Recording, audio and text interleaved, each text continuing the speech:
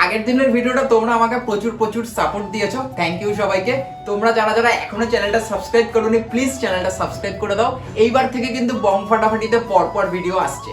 আজকে টাইটেল আর থাম্বনেল দেখে তোমরা বুঝতেই পেরেছো যে আজকে কি নিয়ে কি বিষয় আজকে ভিডিওটা হতে চলেছে।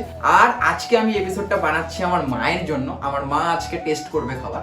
তোমাদের এইরকম টাইপের ভিডিও কেমন লাগছে তোমরা আমাকে অবশ্যই নিচে কমেন্ট করে জানিও। আজকে যে মেনুগুলো রয়েছে তার মধ্যে স্পেশাল রয়েছে 1 নম্বরে পেশোয়ারি মুরগ, খুব কম মশলার একটা রান্না ঠাকুর বাড়ির। সাথে রয়েছে দুধ কাতলা।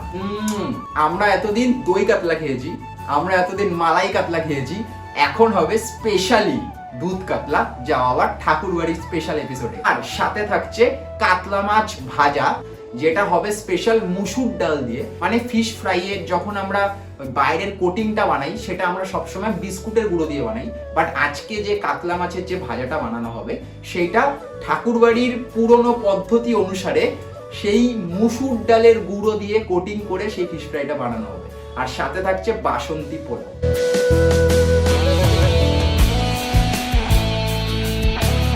এবার আমরা বানাবো দুধ কাতলা। একটু নুন দেবো, একটু গোলমরিচের গুঁড়ো, এটাকে রেখে দিতে হবে।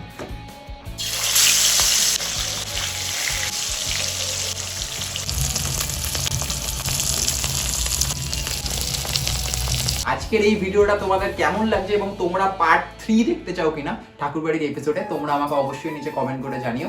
এবং তোমাদের যদি স্পেশাল কোনো রেসিপি থেকে থাকে আমাকে অবশ্যই নিচে লিখে জানিও। আজকে ভিডিওটা কিন্তু পুরো কাট টু কাট হতে চলেছে। তোমরা প্লিজ চ্যানেলটা সাবস্ক্রাইব করে দাও।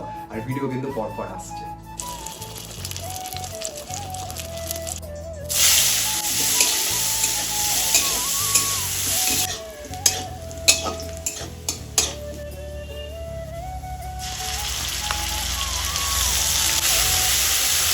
এটার মধ্যে 4 মগজ, কাজু আর পোস্ত রয়েছে। এবার তোমরা এর মধ্যে গুঁড়ো দুধও অ্যাড করতে পারো অথবা লিকুইড দুধও অ্যাড করতে পারো। আমি দই আর দুধ একসাথে মিলিয়ে দেব। একটু কাঁচা লঙ্কা বাটা দিয়ে দেবো, একটু গোলমরিচের গুঁড়ো দিয়ে দেবো। দই আর দুধ একসাথে আমি ফেটিয়ে নিচ্ছি।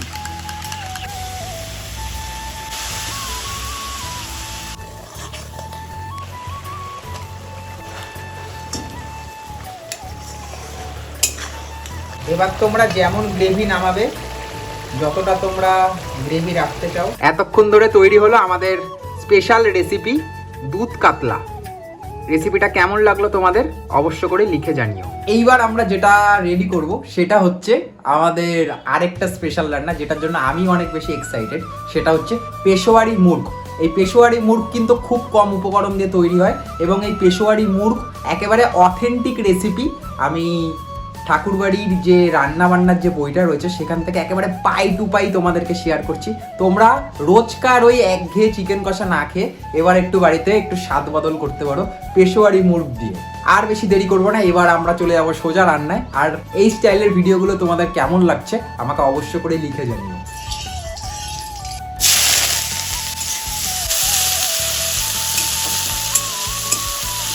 আর পেশোয়ারি মুরগ কিন্তু আমি বানানোর জন্য আমাদের চিকেনটাকে আজকে একদম কাটাইনি। চিকেনটা তোমরা দেখতেই পাচ্ছ একেবারে গোটা আমি লেগ পিস রেখেছি। গোটা লেগ পিসটার মধ্যে এখনও কিছু ম্যারিনেট করতে হবে না। আমার তো অসাধারণ লোভ লাগছে এই লেগ পিসটার জন্য, আমি অনেক বেশি এক্সাইটেড। আহা, আজকে পুরো বানানো হচ্ছে পেশোয়ারি মুরগ।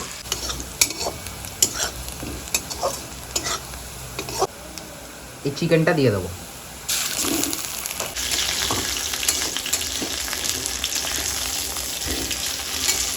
একটু আদা রসুন বাটা দিয়ে দেবো, 1 চামচ 2 চামচ। কাঁচা লঙ্কা বাটা, এটা হচ্ছে শুকনো লঙ্কা বাটা। এটা কিন্তু খুব দরকারি একটা উপকরণ, এটা দিতেই হবে।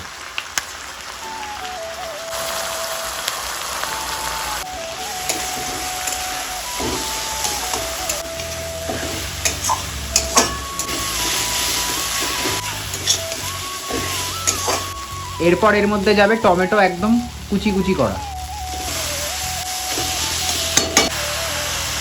স্লো কুকিংয়ে। এই পেশোয়ারি মুর্গ যেটা আমি বানাচ্ছি, এইটা হচ্ছে ঢাকা দিয়ে তোমাদেরকে স্লো কুকিং করতে হবে অনেকক্ষণ ধরে ধরে। এইটা একেবারে একদম রোগানওয়ালা একটা গ্রেভি হবে, তাই এটাকে কিন্তু স্লো কুক করতে হবে তোমাদেরকে। মোটামুটি 30 থেকে 35 মিনিট তো সময় লাগবে রান্নাটা করতে।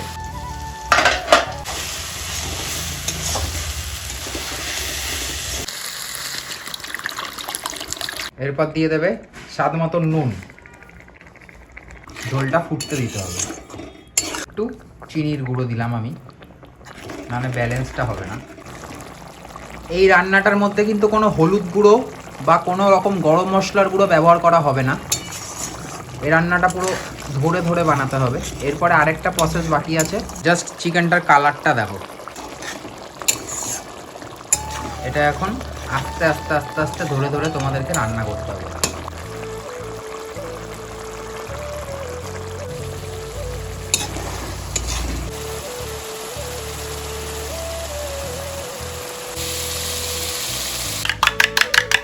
একটু টক দইটা ফাটিয়ে নেবো।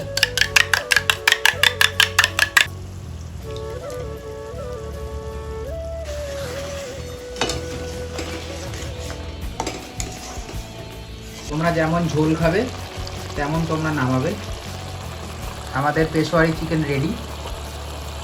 দেখতেই পাচ্ছ কত সুন্দর রোগান বেরিয়েছে। এবার আমি এটা টেস্ট করার জন্য অনেক বেশি এক্সাইটেড। তৈরি হয়ে গেল আজকে স্পেশাল আইটেম পেশোয়ারি মুর্গ। একদম তেল কষা একটা চকচকে আইটেম পেশোয়ারি মুর্গ।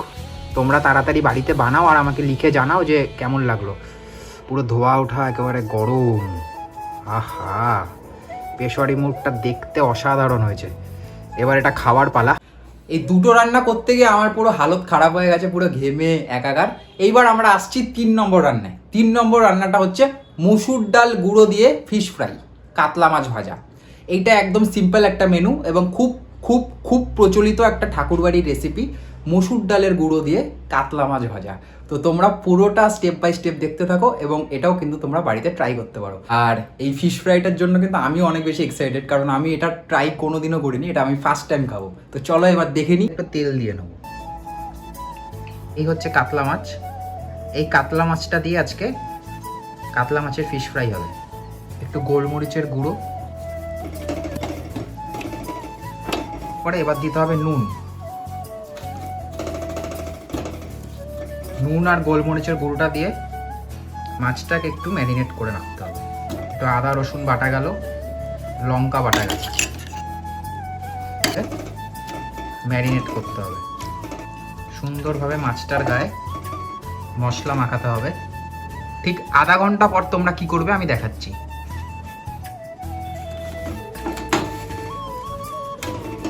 মাছটা না একটু চেষ্টা করবে একটু চেপে চেপে ডালের গুঁড়োটাকে লাগানোর, সুন্দরভাবে ডালের গুঁড়োটা লাগে। কত সুন্দরভাবে আমি ডালের গুঁড়োর মধ্যে মাছটা মাখালাম। এটা কিন্তু ঠাকুরবাড়ির একটা ইউনিক আইটেম। বাহ,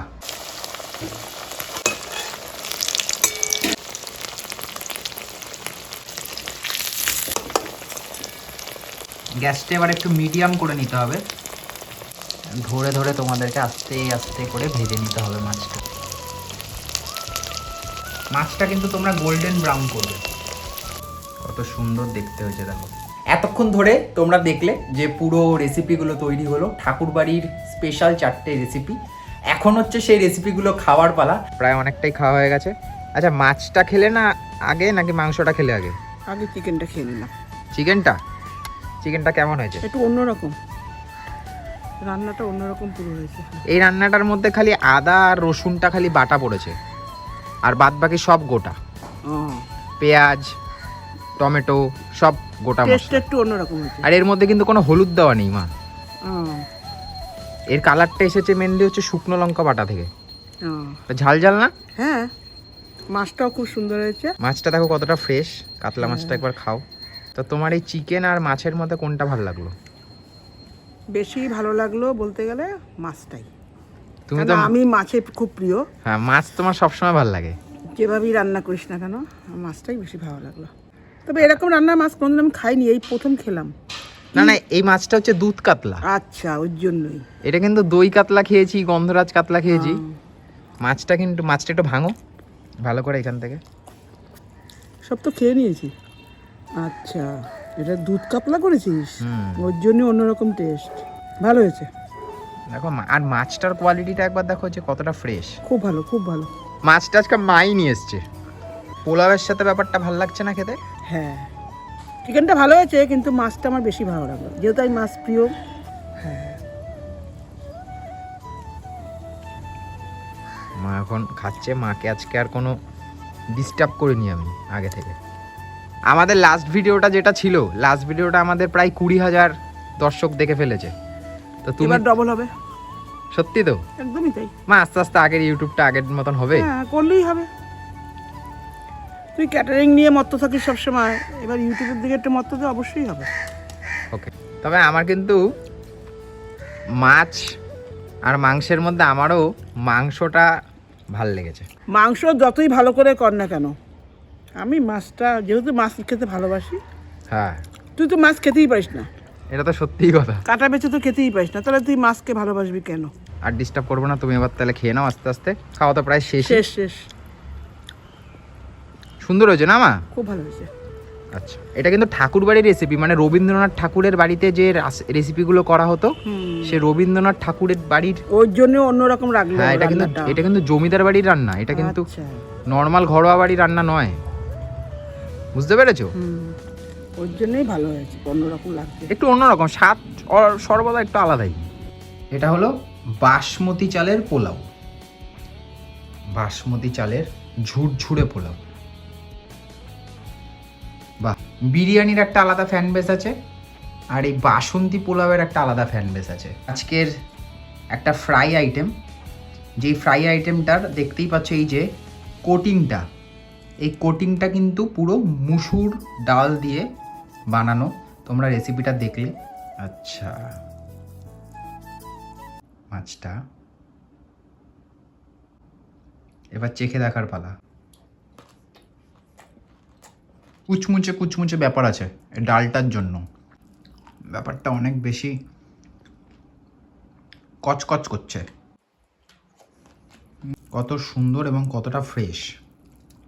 ফিশ ফ্রাই তো আমরা সবসময় খাই, কাতলা মাছ দিয়ে যদি তোমরা একটা ফিশ ফ্রাই বানাও, কাতলার এই তেলটা খাওয়ার জন্য এক্সাইটেড। সেরা হয়েছে, এটা সেরা। দেখো মাছটা কত সুন্দর সিদ্ধ হয়েছে। মাছ ভাজাটা সত্যি ভালো হয়েছে। একটু মাছ ভাজাটা নিলাম, এইটা সেরা হতে চলেছে। বাসন্তী পোলাও আর মাছ ভাজা।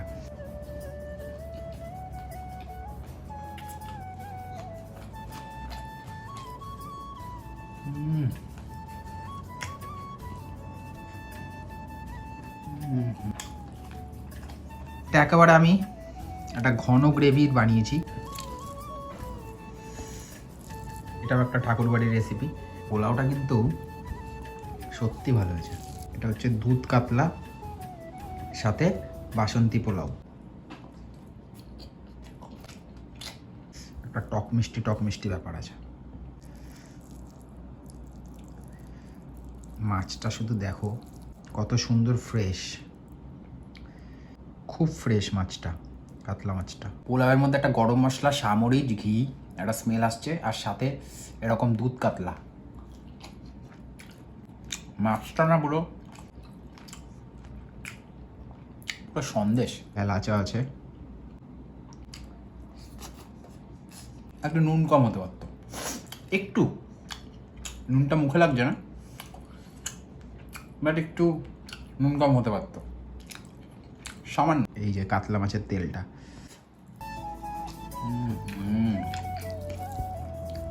জাস্ট মাছটা দেখো কতটা ফ্রেশ। হচ্ছে আমাদের সব থেকে ইউনিক আইটেম এশোয়ারি মুর্গ। এই হলো একটা জাম্বো লেগ পিস। আমি একটু গ্রেভি তুলে নিই। চিকেনটা যারা যারা বলবে সিদ্ধ হয়নি,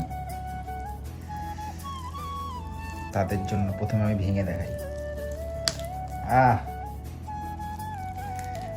দেখো হাড় কি সুন্দর ভেঙে গেল।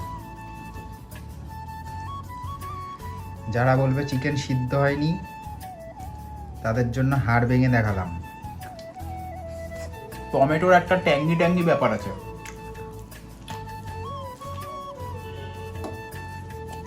চিকেনটা এত সুন্দর হয়েছে খেতে। এই রান্নাটার মধ্যে কিন্তু কোনো হলুদ ব্যবহার করা হয়নি, তোমরা চাইলে ব্যবহার করতেই পারো।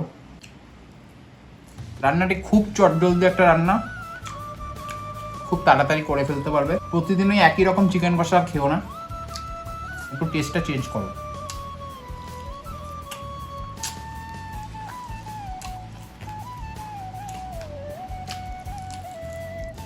মাংসটা এত সুন্দর সিদ্ধ হয়েছে। তো পোলাওটা মিষ্টি মিষ্টি আর মাংসটা ঝাল ঝাল। আজকে পোলাও আর মাংস হিট আছে। জাস্ট দেখো, টানলাম আর ছিঁড়ে বেরিয়ে গেল, এত সুন্দর সিদ্ধ হয়েছে। আজকে পুরো জমিয়ে খেলাম। আমার চোখ মুখের অবস্থা দেখে বুঝতেই পারছো চিকেনটা জাস্ট ঝাল লেগেছে আমার। নেক্সট তোমরা কী টাইপের ভিডিও দেখতে চাও আমাকে অবশ্যই করে কমেন্ট করে জানাও। প্রচণ্ড ঝাল পাপড়ে, প্লিজ সাবস্ক্রাইব করে দাও প্লিজ।